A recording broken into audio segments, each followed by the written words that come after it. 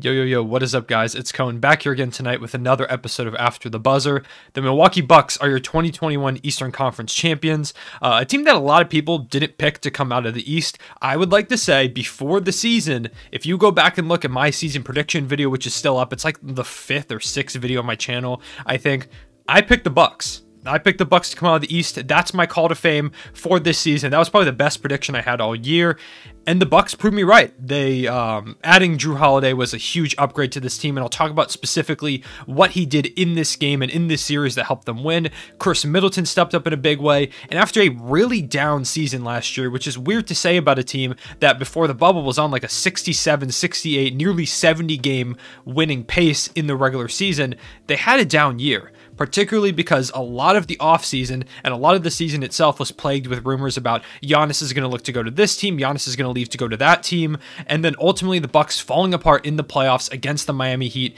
in the second round, falling way short of the goal that they have now accomplished, although they haven't won the NBA Finals yet. But their goal was to at least make it to the finals, at least make it out of the Eastern Conference, and they didn't even make it out of the second round. So, coming into this offseason, there were a lot of question marks. Does Giannis leave? How are the Bucks going to improve? Should Mike Budenholzer stay their coach? How do the Bucks bounce back from this? And the way they bounce back is by winning the Eastern Conference. That's awesome. As a small market fan, it's cool to see a team like the Milwaukee Bucks win the Eastern Conference. It gives me hope as a small market fan that my team, the Thunder, will someday be able to do the same thing. And the way that they did it was by drafting and retaining a franchise guy. There were a lot of rumors, like I said, about Giannis leaving in the offseason. And Giannis decided, rather than go into this year as a pending free agent and potentially, explore the free agent market after this year, he said, I don't want to do all that. I want to be in Milwaukee, and I believe in them to build a team around me and keep us competitive. And he signed that 5-year Supermax extension this past offseason, and he was instantly rewarded in his first season of that contract, or first season after signing that contract, with a finals appearance. And not only that, but it wasn't just him that did it. While Giannis has been the best player on this Bucks team over the course of this run, Chris Middleton and Jrue Holiday stepped up in a huge way these last couple games while Giannis has been sidelined with that knee injury, which it looks like there's a shot he could play in the finals, because there were reports that if this did go to a game 7, which it didn't, then Giannis would have been ready to play, or at least tried to play. I don't know if that's just because he was not going out without giving some kind of fight in a game 7, or if because he really can come back. But what that tells me is we're going to see Giannis in these finals. And if Giannis comes out and plays in these finals, then who knows what's going to happen? Bucks Suns is a really fun finals. A lot of people are going to complain about it. Oh, asterisk, Mickey Mouse, whatever the hell they want to say. I'm really excited for these finals. They start July 6th, I believe. If that's wrong, sorry, that's not my fault. I read a tweet. But I'm really excited for these finals, and I'm so happy for these Bucks. Credit to Mike Budenholzer. I thought he should have been fired. I thought he should have been fired last year. I thought he could have been fired at any point so far this year, and who knows, maybe he still will be fired. But ultimately, they've won the East. No matter what has happened throughout their path, no matter what injuries have come up, they lost Giannis for these last 2 games, and they could have folded. And they didn't.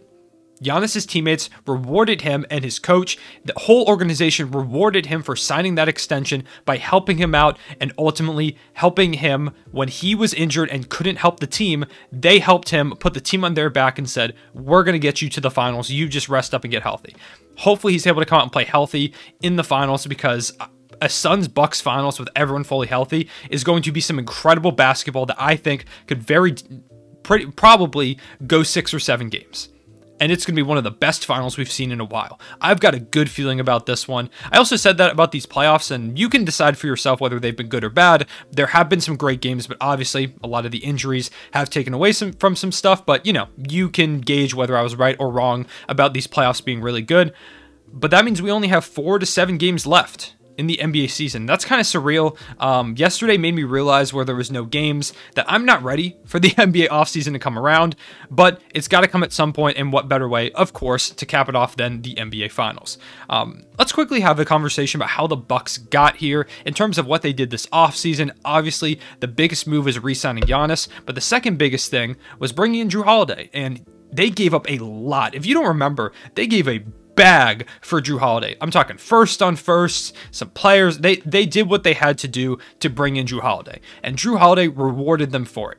He's a guy that deserves this success. Drew Holiday has been on a lot of like really solid teams, but he's never been on a team like this. And so to see Drew raise that Eastern Conference Finals trophy and talk a little bit about how exciting and surreal this was awesome to see, because he's been one of my favorite players in the league to watch for a while, mainly because of his defense. And he showed that tonight. Drew Holiday guarded pretty much every single position, 1 through 5 tonight at some point, and at some point he locked up every one of them. Drew Holiday was guarding John Collins, who has a lot of height on him if you've seen the two play next to each other, and Drew Holiday locked him up a lot of the time. Drew Holiday guarded Trae Young, who I'll talk about the Hawks in a second, but he guarded Trae Young. He guarded like Bogdanovich. He guarded Cam Reddish, Kevin Huerter. He guarded John Collins. There was probably even a couple possessions where he was on Clint Capella at one point or another. Drew Holiday did everything this team needed him to do. Not only defensively, but offensively. Drew was so good tonight.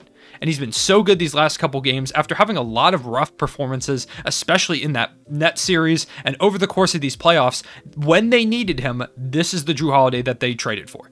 This is the guy they gave up a lot for, because they knew that adding a guy like this would make them a better team and a finals contender. Not that they weren't last season, but this would improve on what they did last year and fix some of the issues. One of the biggest issues with the Milwaukee Bucks last year is that if Giannis or Chris Middleton couldn't score, there was no one else out there doing it.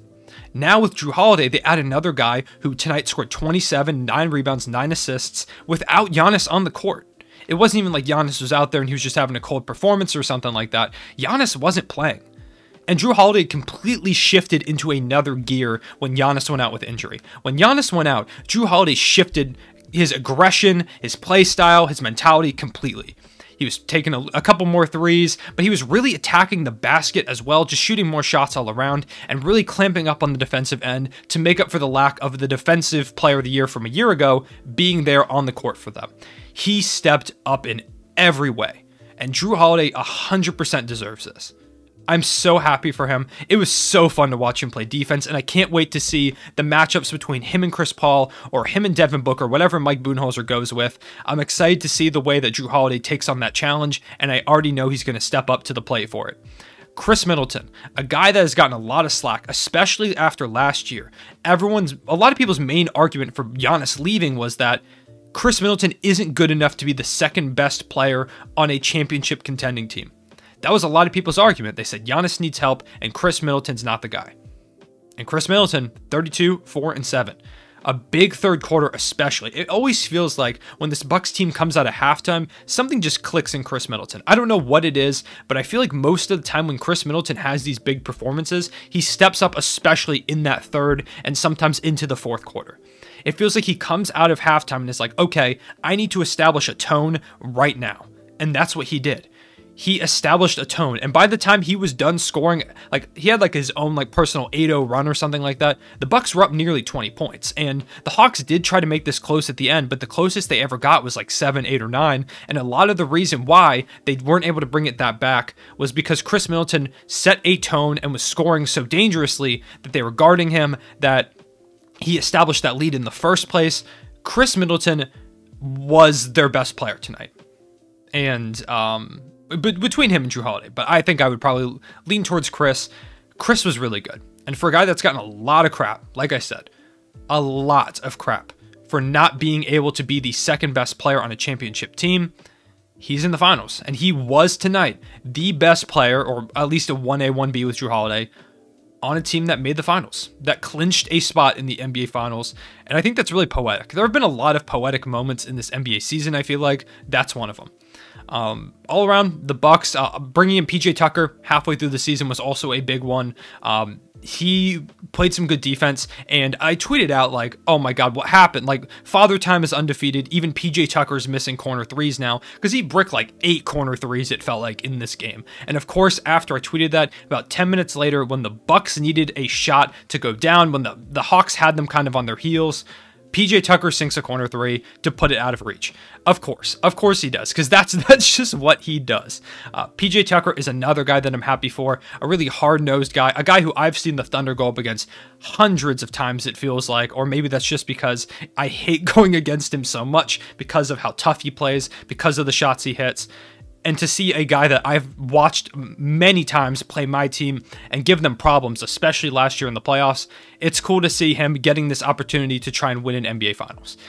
He also knocked off another former Rockets teammate in Clint Capella in this one. If you didn't know, PJ Tucker's knocked off a former Rocket teammate in every round so far, and he's now got the chance to knock off another one in Chris Paul in the Finals, which is another fun storyline to think about. But I think that's about all I want to say about the Bucks. If you want me to make a finals prediction right now, I'm not going to. You're going to instead have to watch my my finals preview video, which I think is going to come out probably not tomorrow, because I have a couple of videos I think I want to drop tomorrow. I think I might drop like my what's next video for the Atlanta Hawks tomorrow, as well as I want to do a retrospective about the whole Kevin Durant leaving the Thunder situation, because if you didn't know, as I'm recording this video, in 30 minutes, it'll be the 5-year anniversary. July 4th of 2021 will be the 5-year anniversary of when Kevin Durant left the Thunder for the Warriors. It doesn't feel like it's been 5 years, but yes, it has been. So I kind of want to make a video talking about that, and mainly just talking about what it was like for me, because I was 16 back then. I'm 21 now, if you did not know. So that was a long time ago for me. So I kind of want to talk about it as what it was like for me as a Thunder fan, as just a basketball fan, and how I look back on it now as opposed to the way I felt then. So be on the lookout for all that is basically what I'm trying to say here. So you'll see my finals preview video probably the 5th, with the finals themselves coming on the 6th, or maybe I save the video for the day that the finals start themselves. Either way, you'll see that in a couple days if you're looking for my finals prediction. Finally, I want to give a quick shout out to the Atlanta Hawks. They were a team that I picked to make it out of the first round, and I said in my playoff prediction video, I said the Atlanta Hawks are going to fall in 5 games to the Philadelphia 76ers. And I said, but Hawks fans, if this is what happens, you shouldn't be upset. Because if the Hawks just even win a first-round series or even take a game in the second round, Hawks fans should be super happy with the way their season went, going from a team that had missed the playoffs the last couple seasons, having a big offseason, and halfway through the year, fired their coach, which a lot of people may not remember if you didn't pay attention. Nate McMillan did a great job coaching them. The coaching firing was necessary, clearly, but there was a lot of turmoil for them midway through the year. And for them to have turned it around, and if my prediction had went, make it to the second round despite getting knocked out in pretty quick fashion, they should be happy. So the fact that they knocked off that team I thought they would lose to in 5 games, and eventually took the Milwaukee Bucks to 6 games, they should be really proud of themselves. If you're a Hawks fan, you shouldn't be upset about this at all. I'm sure it's going to be tough for Hawks fans to watch this, so if you made it to this point, let me know you're a Hawks fan in the comment section below, but you should be super proud of your team. You shouldn't have any quarrel about the way the season ended. I've seen some Hawks fans say, like, damn, this was our best chance to win a finals. I'm so sad we squandered it.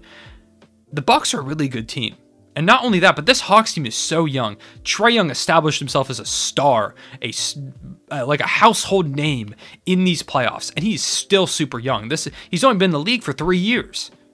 Cam Reddish had a great game tonight. Cam Reddish is a guy that I could see, if he gets enough minutes, it's going to be tough finding minutes with a crowded wing rotation between Bogdan Bogdanovic and DeAndre Hunter. But if he gets decent minutes, Cam Reddish is a guy I could see making a name for himself as maybe even a most improved player guy. It depends on his role, but I've always been really high on Cam Reddish, and it wasn't just his offense tonight, which has been mainly his calling card throughout his college and now NBA career, hitting, I think it was 6 threes tonight. His defense was crazy good, especially on Chris Middleton. When Chris Middleton was heating up, they put Cam Reddish on him sometimes throughout the game, and he just shut that down. Shout out to Cam Reddish. He's still super young. Onyeka Okongwu showed some flashes. He's really young. Bogdan Bogdanovic is still on the younger side. Kevin Huerter's younger. John Collins, who they're probably going to sign to an extension this offseason, he's still young. Clint Capella is young. What I'm going for here is that these Hawks are young. Not just Trae Young, young in age. That might have been the worst joke I've ever made on this channel. I apologize. And they've got a guy, Nate McMillan, who I'm 100% sure, I would bet my life savings that Nate McMillan comes back as the head coach of this team next year. I think he loved it. He appreciated them taking the chance on him after he got fired last year, and he rewarded the Hawks heavily. If they didn't bring him back, I'd be stunned. This team's got a lot going for him. I know they're not quite on the level of like a Brooklyn Nets at the moment, but they're like one guy away from being a true title team. That's how much they impressed me. Hawks fans and just the Hawks in general, they deserve a lot of credit for the way that this went. You can't be sad because, like I said, the way that this season looked halfway through, it didn't even look like they were going to make the playoffs. Never mind get within 2 wins of the NBA Finals. That's crazy to say about this Atlanta Hawks team. So you'll see my video talking about what the Hawks do next, probably tomorrow, or not tomorrow.